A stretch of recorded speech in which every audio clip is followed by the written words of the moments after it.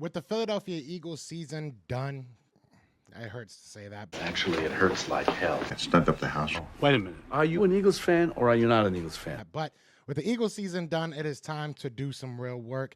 And you guys know I love to cover the draft. So today I want to talk about the Senior Bowl. I will be out at the Senior Bowl covering it live. I'll be out there with James. I'll be out there with Devin. You guys know him from the Inquirer. We've had him on the show. So it's going to be a whole lot of fun. I'm going to be meeting a lot of media pundits.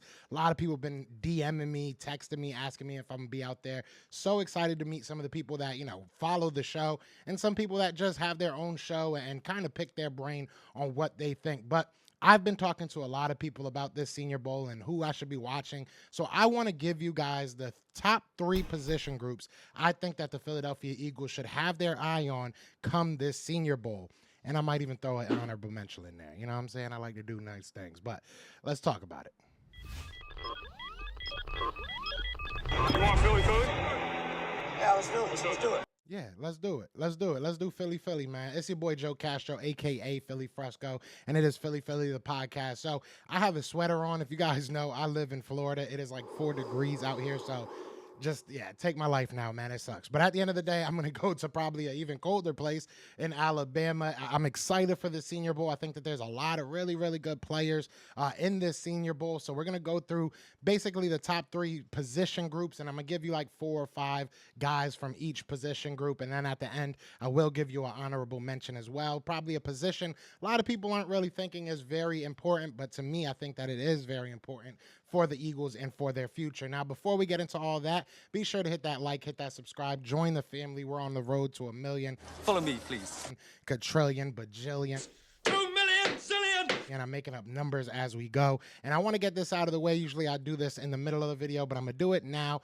As I said, I will be out at the Senior Bowl. I will be out at the draft, at the combine. All this coverage, it really comes from the support of you guys, not only just watching the videos and looking out, but all the financial support that you have given me over the past couple of years. I can't thank you guys enough. Last year, you guys really, really helped me out getting out to the draft. This year, if you guys want to help out again, we do have a GoFundMe up again. The link will be in the description. The link will be in the chat as always. And you also can donate to my Cash App or my Venmo or my PayPal. Not something you have to do, but if you do it, appreciate you. You're a GOAT. Now, I've been talking about this draft for a while. I really do feel like there's some really good players in this draft. I really do think that the Eagles can shore up some spots, namely places that I didn't talk about, but namely like offensive line. I think that there's definitely some offensive linemen that we can get out of this draft that could help us for the future. You look at the wide receiver group in this draft. I think that there's some good wide receivers, some good running backs. Last year, I was really high on a lot of these running backs. We ended up not getting anybody. So this year, we'll see what happens. I hope that we end up getting one of these young running backs, having somebody for the next 4 years instead of having to wonder, are we going to re-sign DeAndre Swift? Are we going to re-sign whoever, we signed to a 1-year deal? But I want to get into the top 3 position groups. So we're going to start it right off. And this one is one that I've seen a lot of people talking about, and I think that it is very important. And we're going to kind of stay along this area of the field for a little while, and you'll see what I mean in a second. But first, I want to start with the cornerbacks. We got some good ones, man. Kyrie Jackson out of Oregon. He's a lengthy guy. He's a good player, really good player. He's slated to go in the second day, maybe late second day, but he's a guy that I think that the Eagles, they draft him second, third, maybe later, depending on how things fall. He can come in and make some plays for you, man. He could be a starter day 1 for you. The Eagles do have some young cornerbacks on the roster, but we're also obviously trying to figure out what we're going to do with a guy like James Bradbury, what we're going to do with a Darius Slay. I think that Kyrie Jackson doesn't have to automatically be your day 1 guy, but he could go out there and give you impact in your first, in his first year. Also, you look at how the Eagles do things, and this is going to kind of go with everybody on this list, except for like 1 or 2.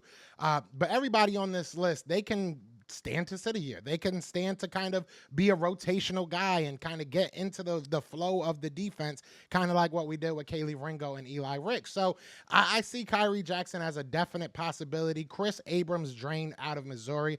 I'm kind of high on him. I'm going to be 100% with you. I think that I'm probably a little bit higher than other people. He is a little bit smaller. I believe he's like 5'11", 5'10", something like that. So not the 6'1" that you see from, some of these guys. I think Kenyon Mitchell is 6'1". I think Kyrie's 6'1". So, there's some guys that are definitely bigger. But Chris Abrams, I just think that he's a very technically sound player. I think he's a very tough player, especially for his size. He's not afraid to get in there and make things happen, not afraid to get dirty, as I like to say. So I like him from Missouri. Kenyon Mitchell is somebody that I've talked about a lot, actually, on my Twitter. If you don't follow me on Twitter, at PhillyTP, I talked about him a lot. I like this kid a lot. I really do. Smaller school, right? Toledo, so that might hurt him as far as the draft goes. I've seen him anywhere from the end of the first round to the beginning of the third, middle of the third. I've seen him everywhere. So it'll be very interesting to see where he falls. And I think that the Senior Bowl and the pro days are really going to help him. The combine,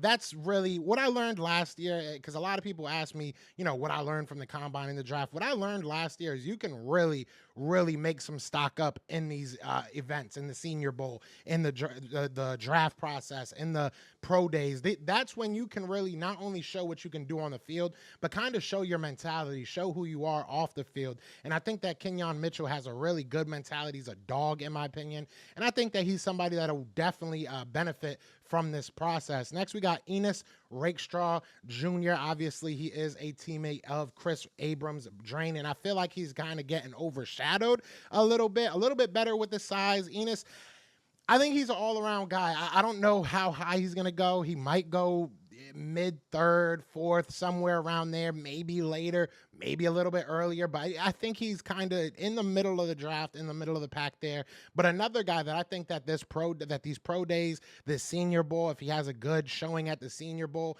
I think that these things will help him in his draft stock, because he is a good player, and he does have the tools to be a good player in the NFL. Now, the last one is Kalen King. Y'all know I'm a Penn State fan. Yeah, if y'all thought that there was not going to be a Penn State player on this list, You don't know me very well.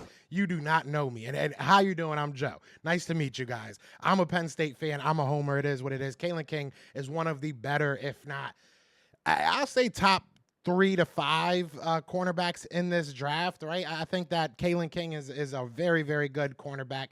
The Penn State Nittany Lions didn't have the year that they wanted to have. Obviously, we won a lot of games, but we do that every year. We didn't go out there and beat Michigan. We didn't beat Penn State. So to me, it was a wasted year. At the end of the day, Kalen King is a guy that I know a lot of teams are going to be looking at. A lot of teams are going to want to get their hands on him. He was a highly touted recruit throughout high school, throughout college. He's always been that guy. So I was really excited to see Kalen King go out there and play this year.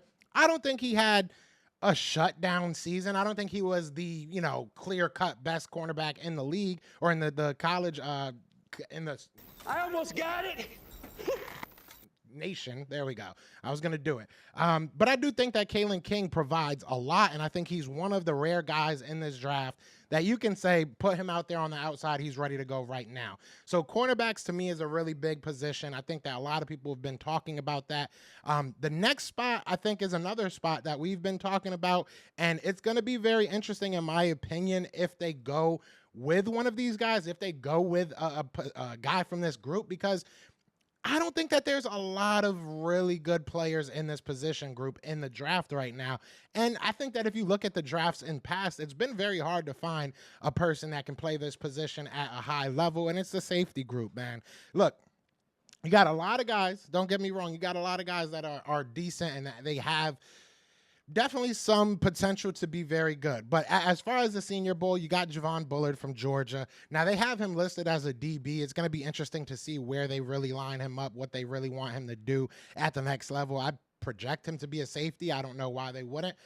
Cameron Kitchens, probably my favorite in this draft, and maybe I'm off base here. You guys let me know in the comments, but I truly look at him as like a Chauncey Gardner-Johnson. Like, I think that he's a very, very versatile player. And a guy like Malik Mustafa, not to jump over Cole Bishop, but a guy like Malik Mustafa as well from Wake Forest, he's a guy that he's proven he can play in the slot. He can play in the box as a safety, as a safety, and he can also cover over top. So Cameron Kitchens, Malik Mustafa, Cameron Kitchens is like the more premier name right now, but Malik Mustafa has a lot of the same traits, in my opinion. The thing with Cameron Kitchens is that he's very, very aggressive. So, you know, you get caught sometimes. It is what it is. He's gonna give up some big plays. That's basically what it is. He's gonna give up some big plays, but he's also gonna make some really big plays for you. So who does that remind you of? I'll wait. It's Chauncey Gardner-Johnson. I'm not waiting that long. So Cole Bishop is another guy that I like. Cole Bishop, to me, is probably the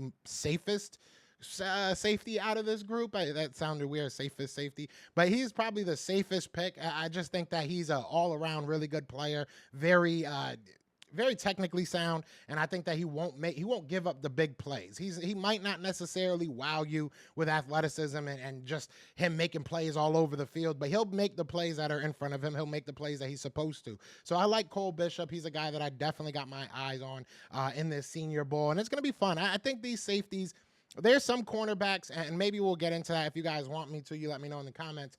But there's some cornerbacks that I think could be looking at moving to safety. So this group might get a lot bigger after this Senior Bowl. It might get smaller. Who knows? Like I said, they have some of these guys actually listed as DBs. So we'll see what happens. My favorite out of this group is Cameron Kitchens. I like Javon Bullard a lot as well. We'll see what happens, right? We'll see what happens. Cole Bishop, I've heard a lot of people say good things about. Haven't watched all of his film, so I can't sit here and say this is definitively what he is. But Malik Mustafa is a guy that I've watched a lot of, and I do like him a lot. I think that he's kind of underrated right now, kind of going under the radar. A guy that you can get, not maybe day 2, maybe day 3. So we'll see what happens there. Let me know down in the comments who's your favorite safety so far, because realistically, I want to know. I think safety is a spot that we definitely need to grab somebody early, maybe in the top 100 picks that we have. We have 4 of them. So we'll see what happens there. Now, the last of the 3, I am going to give you guys a nice little bonus, which we'll get to that. But the last of the 3 is probably the most important in my opinion. But if you look at the Eagles' history, they do not have a propensity to actually care about this position. So I'm not sure what they're going to do, but hopefully they do. And hopefully they do go out there and get themselves a linebacker within the top 100. I've talked a lot about these linebackers. I did a whole video about linebackers that I really, really like. 2 of these guys were actually in there, and one of them I probably should have had in there, if I'm being honest with you. But in that video, I talked about my favorite guy being Edgerrin Cooper right now. Edgerrin Cooper is probably my favorite linebacker in the draft. I think that he's just got the size, he's got the speed, he's got the athleticism, he's got the IQ, he's got everything you want out of a linebacker. To me, that's my number 1 guy. But I also talked about Tommy Eichenberg. Eichenberg is a baller, bro. I like him a lot. I really do. I know that's probably going to be a theme of this, but I really do like him. I really do think that he's a guy we could look at and feel comfortable on that linebacking core. I think he's a guy you can build around. I think he would fit well with a Nakobe Dean if you wanted to keep Nakobe Dean as your main guy. The next one is Peyton Wilson. A lot of people talking about Peyton Wilson, and, deservedly so, man. Peyton Wilson is a dog, too. You're going to keep hearing me say that. There are some dogs on this defense as far as this draft goes. Peyton Wilson is a guy that the only thing that really scares me about him, I'm going to be real with you, is his injury history. And I know that's unfair. It's football. People get hurt, but he has been injured a lot. There's definitely concerns about him staying healthy at the next level. But if he's able to stay healthy, he's a day 1 starter. He's a day 1 contributor. He's a guy that can change your defense if he's out there. Now, look, injury history is never something that people overlook. It doesn't matter how well you do at the draft, at the combine, at the pro days. People are going to still bring up your injury history. So that's something he's going to have to kind of fight throughout this process, and whether it's fair or not. But I think that he's an amazing player. And if it wasn't for his injury history, I probably would have him right there with Cooper. But right now, I just don't know. I just don't know. But I love the kid. I think that he's a really good player. Next, we got Jalen Ford out of Texas. This is another guy that I believe I brought up in that video. Jalen Ford is athletic. I love his athleticism. I think he's a very smart guy. I think that, you've seen him be able to play with his mind, not only his physicality and his quickness, which I think he could be a little bit more physical at the next level. But Jalen Ford, I like him a lot. Another guy that's kind of middle of the draft, middle of the pack right now. We'll see what happens. He's a guy that I think could really benefit from this draft process. You know, you go out there, put some crazy numbers up when you're doing your drills, maybe, you know, kill it on some one-on-ones in the next coming week at the Senior Bowl. So he's a guy that can definitely make things shake as far as his draft stock goes. But I do like him. I think he's a guy that we definitely need to keep our eye on. Now, I did say that I'm going to give you something a little extra. I'm going to give you something a little extra, and I'm going to give you a little something extra, all right? We're going to do an honorable mention because a lot of people, I've talked about offensive line, and people have said to me that it's not that big of a need. I can almost understand that. But I've also talked about this position, and people have told me it's not that big of a need, and I just do not agree at all. So before we get into that, I want to just remind you again, all this stuff that I'm talking about is for the Senior Bowl. I will be out at the Senior Bowl. So if you guys want to donate in any type of way, here's all the information for it. And there also is there's also a link in the description, a link in the chat. Everywhere you look, there's a link. If you go to my Twitter, there's links over there. So if you guys want to help out, I really do appreciate it. But let's get into this last one, and then I'll get out y'all hair. It's going to be edge rusher, man. It's going to be edge rusher. You guys know Philadelphia. You guys know Jeffrey Lurie. You guys know Howie Roseman. Well, what did you think it was going to be? I truly, personally think that edge rusher is a very, very important spot for the Philadelphia Eagles to shore up. Obviously, Brandon Graham might be coming back. It sounds like he wants to come back for another year, do kind of his farewell tour, which I'm all for it. We want to see Nolan Smith grow. I personally don't think he'll ever be really an edge rusher. I think he'll be more of an off-ball linebacker. Josh Sweat is a guy we like, but he's coming up on his contract year. Who else do we have? Who else do we realistically have at that edge spot?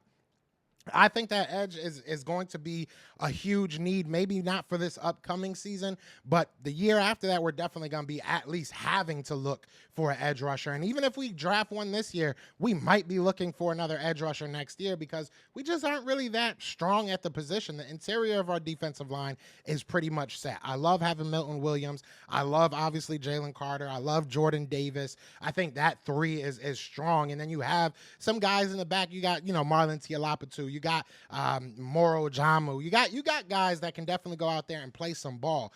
On the edge, I don't know if you can say that. I mean, Milton Williams, you can kick out to the edge.